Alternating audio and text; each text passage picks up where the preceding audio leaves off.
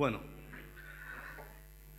me invitaron a mostrarles algún tema en que yo esté trabajando, y por eso hoy día les voy a hablar sobre las cortinas de microburbujas que se utilizan bajo el agua. Como introducción, estas cortinas de microburbujas normalmente se utilizan para, de cierta forma, evitar que líquidos y sólidos en suspensión en el agua pasen a ciertas zonas o hagan contacto con cierto tipo de infraestructuras, como el caso que mostramos acá de la acuicultura, en que se evita, si ustedes ven acá en torno a este centro de cultivo, se utilizan estas cortinas de microburbujas con el objeto de que algas o microalgas no accedan a los salmones porque los pueden enfermar y al final los pueden matar. Otra aplicación que se utiliza de las cortinas de microburbujas es en las plantas de desaladora, que están de forma de evitar que sólidos, por ejemplo medusas o peces, entren por los tubos que absorben el agua para desalinizarla. Entonces, hay muchas aplicaciones de cortinas de microburbujas que se están utilizando en estos momentos, y la empresa líder en Chile que fabrica e instala estas cortinas de microburbujas, las están instalando a lo largo de todo Chile y también ahora están instalando en el extranjero. Se contactaron conmigo porque ellos querían evaluar y ver si estas cortinas de microburbujas se comportan como barreras acústicas o no. Y me preguntaron si lo podíamos hacer, a lo cual yo le dije que lo ideal sería evaluar en terreno, in situ, pero que en una primera instancia se podía evaluar en un ambiente controlado. Y esa evaluación se hizo acá en la facultad. Como objetivo principal, planteamos evaluar bajo condiciones controladas, eso fue lo que se le ofreció a esta empresa, la atenuación o pérdida de inserción proporcionada por estas cortinas de microburbujas. Los objetivos específicos fueron implementar un sistema de medición estable que minimizara las limitaciones acústicas del lugar donde íbamos a realizar el ensayo y calcular la pérdida de inserción para distintas configuraciones de estas cortinas, de estas líneas generadoras de microburbujas, en cuanto a su número y separación.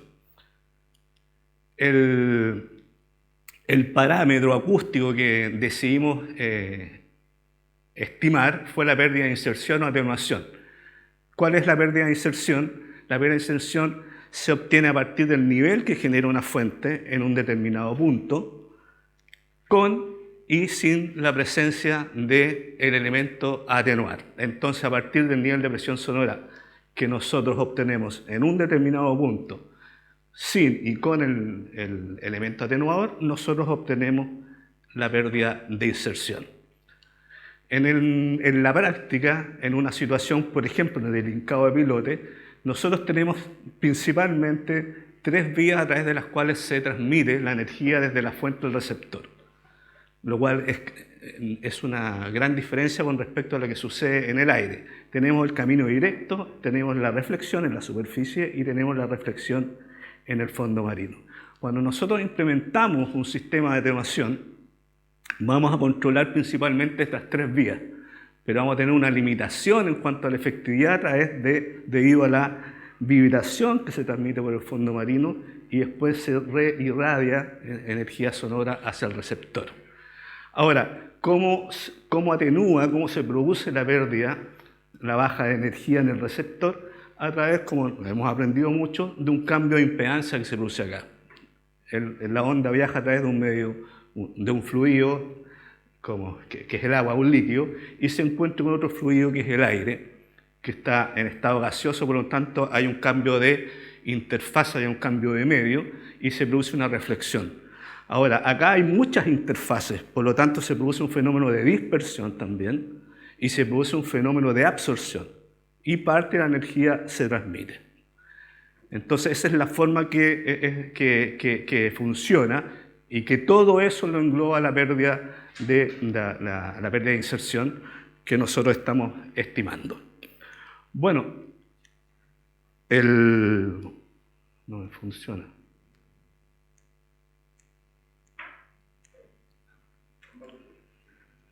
Estoy yendo para... Ahí. El montaje que se utilizó.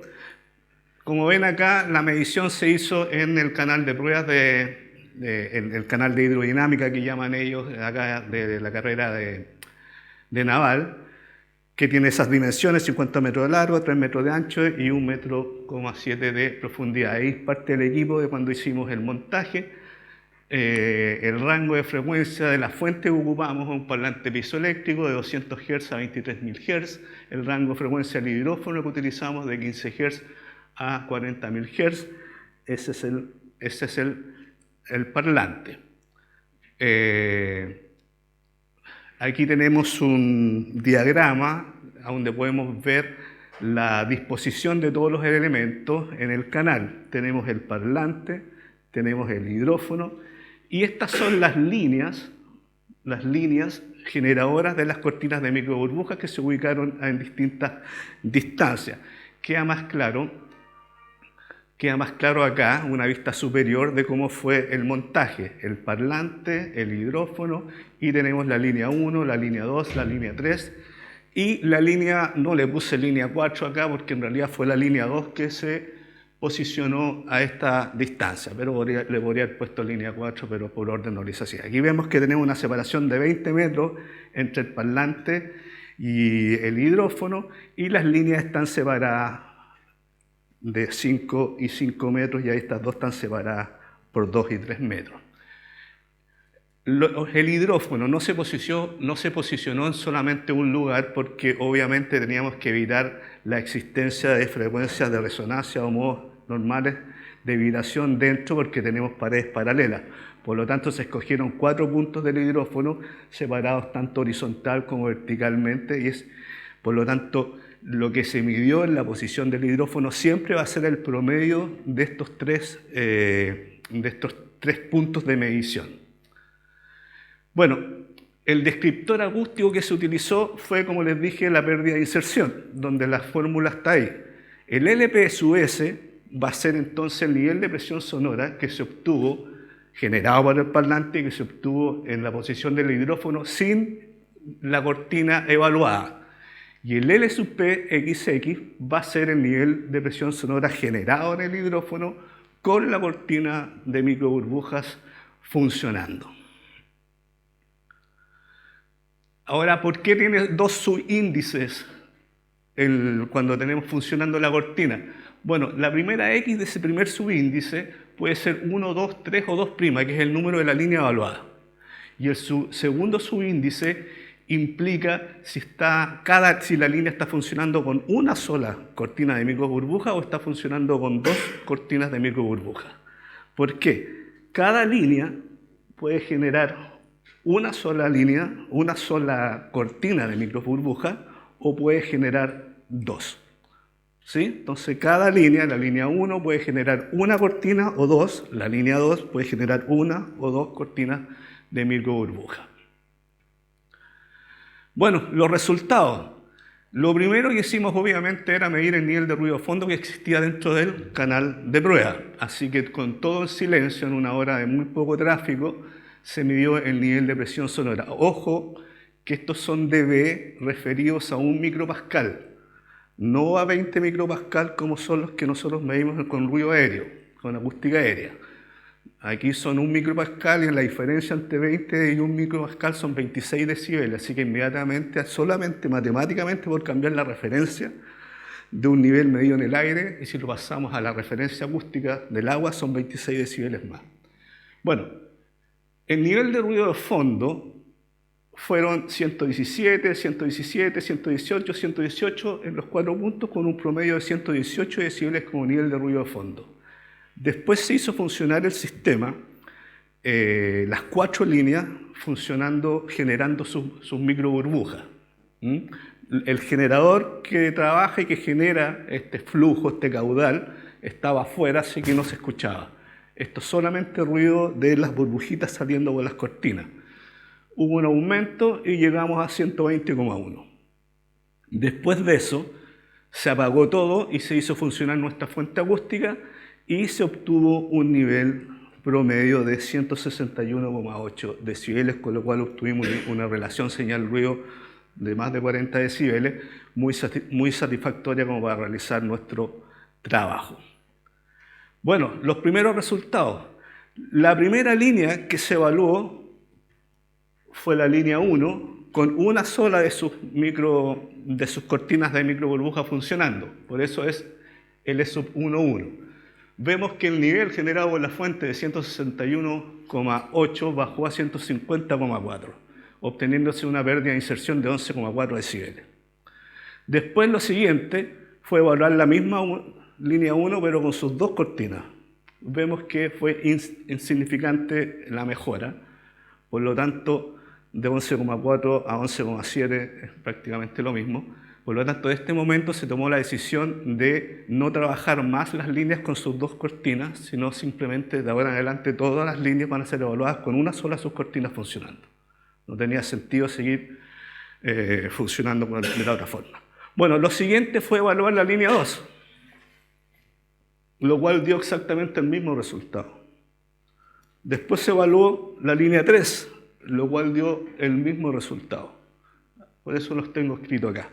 Con lo cual la primera conclusión que obtuvimos es que la posición relativa de la línea que está generando la cortina de microburbuja, posición relativa a la fuente o al receptor, daba lo mismo. Íbamos a tener la misma atenuación si la poníamos cerca de la fuente o cerca del receptor en las condiciones que nosotros estamos midiendo. Posteriormente evaluamos ya combinaciones. Evaluamos la línea 1 más la línea 2. Ahí está el resultado arriba. Logramos bajar el nivel en el receptor de 161 a 149 con una pérdida de inserción de 12,3 decibeles, que aumentó aproximadamente 1 decibel con respecto a la línea única. Después se evaluó la 1 con la 3. Aumenta bastante la pérdida de inserción, llegamos casi a 14 decibeles. La próxima que se evaluó fue la línea 1, la 2 y la 3, lo cual bajó nuevamente la pérdida de inserción y que es semejante a la que entregaba la 1 con la 2. Es casi la misma. ¿Por qué? Porque la separación prácticamente es la misma. Y ya sabemos que si está más cerca o está más lejos, no debería variar. Después agregamos la 1 con la 3 y obtuvimos un valor de 14,1, que es bastante bueno. De 14,1 decibeles comparado con lo que hayamos obtenido de 11 decibeles con una sola línea. Fíjense que en este caso tenemos, eso se me, espera, acá, ahí, tenemos la línea 2, la 1 con la 2', que es una gran separación, llegando a 15,5. Si puedo retroceder acá, porque se me pasó algo.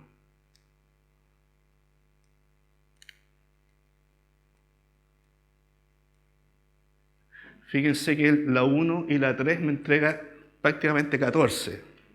Entonces después yo evaluamos la 2 y la 3, y después cuando evaluamos la 1, la 2 y la 3, entrega de nuevo 14. Lo cual me está mostrando que la línea 2 no está haciendo nada. Y con eso sacamos la conclusión también que si yo tengo 3 líneas, prácticamente la del medio no tiene ninguna utilidad, sino que las de los extremos son las que van a definir la pérdida de atenuación. Eso es lo que me faltó importante delante. Entonces, ahora después evaluamos, volvemos a esto, a la 1 y la 3, con una gran separación entre ellas, entregando una pérdida tremenda de 15,5. Ojo, esto yo lo llamo como tremenda porque las barreras en acústica aérea no entregan mayor atenuación entre 10, 12 decibeles. Aquí estamos hablando de estas cantidades. La 1 y la 3, y fíjense acá lo que pasa. Coloco ahora esta de acá y hay un aumento, pero es insignificante. Por lo tanto, nuevamente hemos demostrado que la del medio no es mucho lo que aporta en la atenuación o en la pérdida de inserción. Bueno, aquí otra forma de entregar los resultados por tiempo nuestro. Aquí tenemos las pérdidas de inserción, el parlante, y con la fuente solamente la línea 1 funcionando, vemos por bandas de frecuencia las pérdidas de inserción. Vemos una gran caída, esto es producto de la respuesta del parlante, y también por el canal auditivo, el canal de prueba funciona como una guía de ondas que tiene una frecuencia de corte, que eso nos genera una cierta limitante. Pero igual teníamos un cierto nivel por sobre el nivel de ruido de fondo que nos permitía sacar conclusiones. Aquí tenemos la pérdida de inserción por bandas también para el mejor de los casos, que es de 15,5, cuando tenemos dos líneas separadas por una distancia de 10 metros. Bueno, las conclusiones que nosotros presentamos a este estudio, a esta empresa, y que quedaron muy felices, que las cortinas evaluadas, cortinas, hasta este momento son cortinas de microburbujas, entregan atenuaciones en banda ancha más que aceptables, estando estas entre 11 y 12 decibeles en su configuración más simple. Estos valores son muy interesantes considerando las atenuaciones que se logran normalmente con las barreras acústicas en problemas de transmisión aérea. En configuraciones dobles se puede obtener pérdidas de inserción en banda ancha de hasta 15,5 decibel, lo cual es excelente, pero se debe evaluar su costo-beneficio. Por bandas de frecuencia, las atenuaciones máximas que se obtuvieron por banda de frecuencia fue de hasta 25 decibeles. Así que estas son globales, pero por frecuencia obtuvimos hasta 25 decibeles en ciertas frecuencias. Bueno, ¿qué significa bajar 10 decibeles el nivel de ruido de una fuente submarina? ¿Qué implicancia medioambiental logramos o tenemos bajando el nivel de ruido de una fuente utilizando, por ejemplo, una medida de mitigación como barreras de microburbujas? Las medidas de mitigación son súper importantes para controlar el ruido submarino, porque el ruido submarino puede afectar de distintas formas la vida bajo el mar, la fauna marina. Específicamente a los mamíferos marinos lo puede afectar, como vemos acá, de distintas formas. Primero, a través de una respuesta, si el animal se va acercando a la fuente o el nivel va subiendo, que es lo mismo, vamos a tener que, la primera respuesta que va a tener el animal es una respuesta de estrés. Se van a secretar ciertas hormonas que nos van a mantener en estado de alerta permanente. Y el estrés, nosotros sabemos que a largo plazo trae muchas consecuencias. Posteriormente, si sigue aumentando el nivel de ruido al cual está expuesto el animal, va a tener un cambio de comportamiento que también a largo plazo le va a traer muchos problemas, porque el cambio de comportamiento implica cambio de comportamiento en distintas tareas naturales de alimentación, de comunicación, de recreación, de descanso, de respiración, y obviamente a largo plazo le va a traer muchos problemas. Desmascaramiento. Ya a cierto nivel vamos a tener que los niveles de ruido van a generar enmascaramiento de señales bioacústicas, biológicas, que permiten a los animales, por ejemplo, posicionarse espacialmente donde estar, comunicarse con sus pares, saber dónde está sus crías, saber si está cerca de una embarcación que se acerca, saber si está cerca de la costa para evitar varamientos, así que a la larga también los puede llevar a la muerte. Estos cambios fisiológicos, niveles de umbral auditivo, tanto temporales como permanentes, eso nosotros lo conocemos porque nosotros como mamíferos, eso normalmente es lo que nos pasa y es lo que más estamos preocupados, y a niveles máximos de ruido ya les puede provocar la muerte inmediatamente. Cada especie de mamífero marino, de los que estamos hablando, tiene su propio umbral auditivo. Hablando de umbral auditivo, que nos está mostrando el rango a partir del cual escuchan y el nivel a partir del cual escuchan. Aquí tenemos los odontocetos, que son todos los cetáceos dentados, los misticetos, que son todos los cetáceos con barba. Los misticetos son las grandes ballenas, ballena azul, ballena fin, ballena sei. Los odontocetos, aquí están metidos prácticamente todos los delfines, las orcas, el cachalote, los pinípedos, que son los lobos marinos y los elefantes marinos, y están puestos acá con el umbral del hombre bajo el agua, como para que tengan una referencia. Si nosotros comparamos, todavía no. Si nosotros comparamos estos umbrales auditivos con el espectro que genera, por ejemplo, el hincado de pilotes a una distancia de 25 metros, si nosotros comparamos la diferencia de nivel con respecto a los umbrales auditivos que tienen varias de estas especies que tenemos acá, vemos que van a percibir ese sonido con un nivel bastante alto. Ahora, ¿qué tan alto es ese nivel para cada una de estas especies? Bueno, existe un criterio de evaluación que lo entrega la NOAA de Estados Unidos, que es la agencia de Administración Oceanográfica y Atmosférica de Estados Unidos. Estos tipos compilaron estudios sobre la afectación por ruido que presentan los distintos mamíferos marinos, hicieron una compilación, agruparon a los mamíferos marinos en estos grupos que tenemos acá, que básicamente se conocen por low frequency, mid frequency, high frequency, y los fósidos y los otarios. Los fósidos son los elefantes marinos, los otarios son los lobos marinos. Seleccionaron a los animales, a los mamíferos marinos, según su rango de comunicación y de audición, y generaron umbrales auditivos máximos para evaluar si es que están expuestos o no a posibles pérdidas auditivas permanentes o pérdidas auditivas temporales, tanto para ruidos no impulsivos como ruidos impulsivos. Este criterio se utiliza bastante para evaluar el impacto de ruidos submarinos sobre los mamíferos marinos.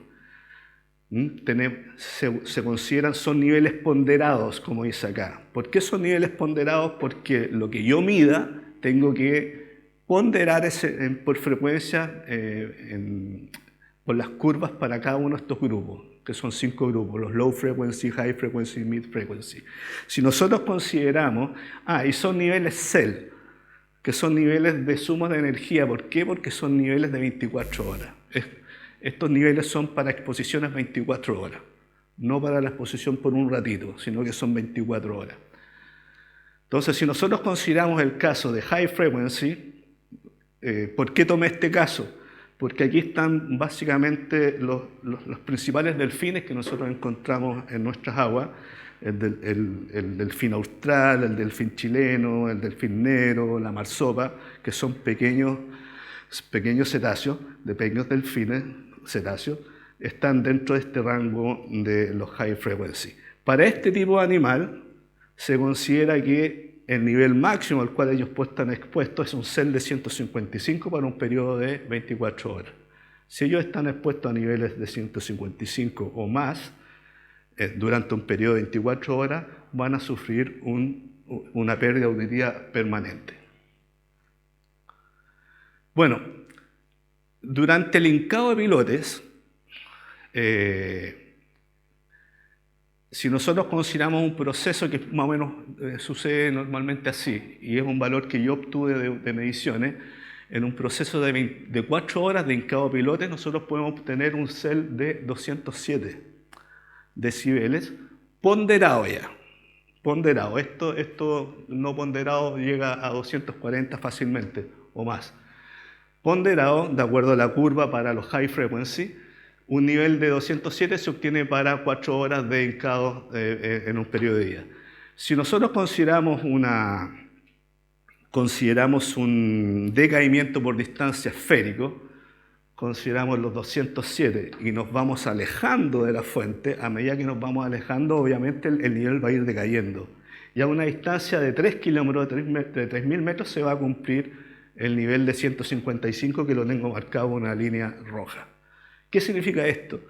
Que el proceso de hincado de pilotes, que dure 4 horas, va a tener una área de influencia con un radio de 3 kilómetros, dentro de la cual, si uno de estos animales u otro permanece por un periodo de 24 horas expuesto a ese nivel de ruido, va a sufrir una pérdida auditiva permanente. Ahora, ¿qué pasa si yo aplico una cortina, una medida de mitigación que baje solamente 10 decibeles? Porque muchos pueden decir 10 decibeles es poco. Pero no es poco. Si yo bajo 10 decibeles en el nivel de la fuente y ocupo el mismo decaimiento por distancia, vamos a ver que los 155 se van a obtener a 600 metros.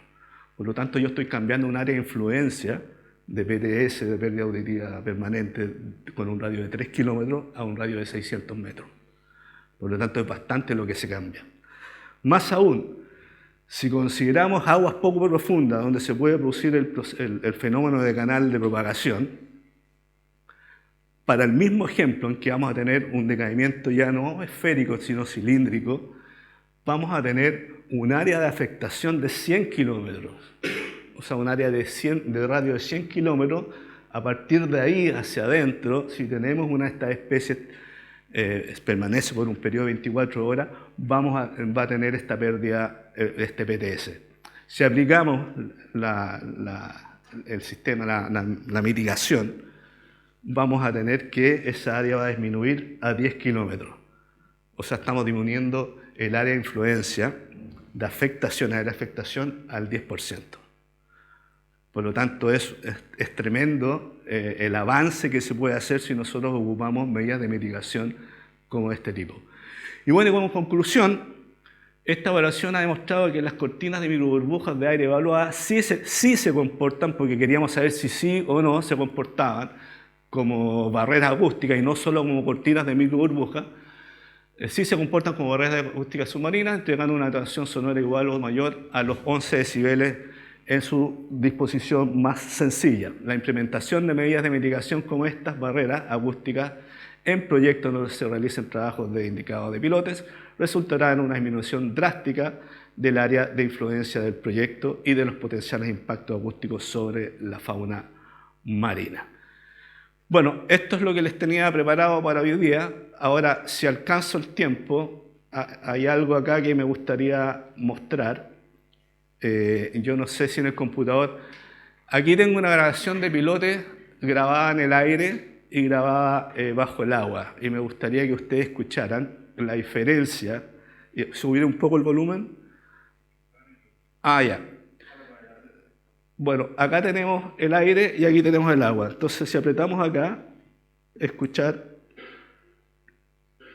está muy bajo, no se puede subir. Ya, no va a funcionar entonces. Bueno. ¿Y eso?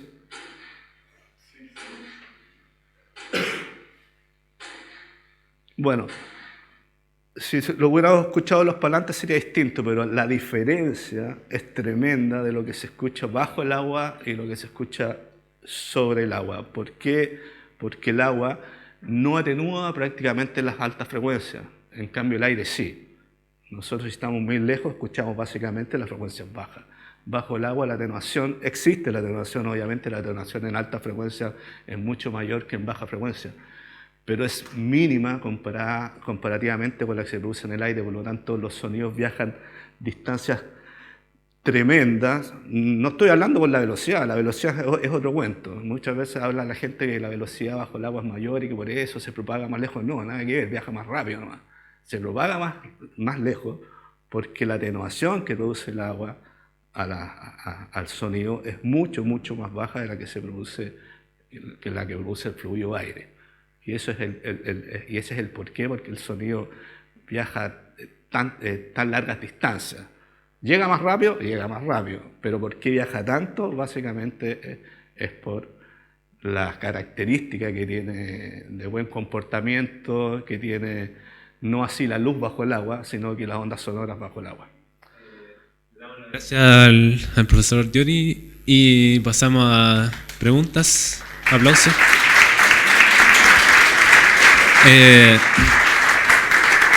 Perdón, rectifico. Una pregunta porque ya nos tenemos que ir yendo.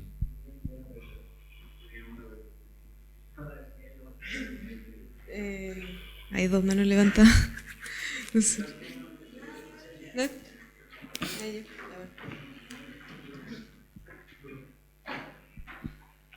Hola, profesor. Hola. Felicitaciones por el trabajo. Los que estamos aplicando esto en estudios reales nos sirve un montón y sabemos que no hay mucha información. Quizás los alumnos, como no lo están haciendo, no valoran tanto, pero Nosotros que estamos trabajando en esto es un aporte tremendo. Así que de verdad lo felicito un montón. Muchas gracias. Gracias. Dicho eso, le quería preguntar respecto como a las limitantes del estudio controlado que hizo. Como las dimensiones del canal no son tan amplias en comparación a cómo va a ser el mar abierto, me imagino que quizás las atenuaciones podrían ser un poco mayores porque no va a haber tanto efecto de las reflexiones. No sé si habrá reflexionado, lo habrá pensado o qué podría comentar al respecto. Sí, bueno, lo que dices tú es cierto. Se conversó con la empresa. Al principio yo le dije que el estudio tenía, como les dije al comienzo a ustedes, que el estudio se tenía que realizar in situ para obtener resultados que fueran un poco más claros, pero después dijimos que lo podíamos hacer en el canal en situaciones más controladas, porque si uno lo hace in situ, un día puede haber una escala de Bafford 3, el otro día de 7, viento, ola, movimiento de la fuente, del hidrófono. Entonces es súper complicado hacer estudios comparativos y vamos cambiando. En cambio acá fue fácil. Ahora, yo también creo que los resultados in situ deberían tender a subir un poco, y sobre todo en frecuencias bajas, porque el ruido de fondo del canal de prueba es bastante alto en frecuencias bajas. 50 Hz, 40 Hz, bajo 100 Hz era bastante alto, y nosotros logramos subir. Pero la frecuencia, cuando nosotros ocupamos las cortinas, la curva de atenuación estaba muy pegada al ruido de fondo. Entonces yo puedo tender a pensar que podría haber bajado un poco más si no hubiera tenido ese piso del ruido de fondo presente. Y la fuente tampoco nos daba mucho más nivel como para obtener. Pero sí, yo tiendo a pensar. Ahora, la empresa está preocupada y el próximo objetivo que hay es lograr hacer un estudio in situ. La disposición está, estamos tratando de buscar una empresa que esté hincando pilotes para poder hacer la medición. Y también, bueno, esta empresa está con todas las pilas puestas y está tratando de exportar esta tecnología al exterior. ¿Se puede saber el nombre de la empresa? Sí, PSP se llama. PSP, sí. ¿Estamos? Ya. Le damos muchas gracias a la profesora Fiori por su presentación.